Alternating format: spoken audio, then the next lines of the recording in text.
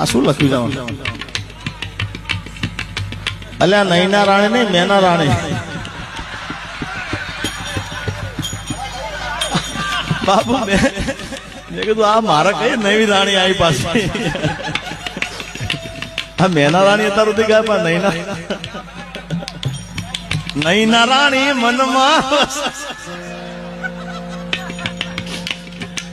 આ નૈના રાણી નહીં મારા ભાઈ. અરે રે આ વળી કે લાગતું વર્ષ તારે વાળ લાંબા કરવાના છે. ઉમેશ ને કીધું તું વાળ લાંબા કરાવે.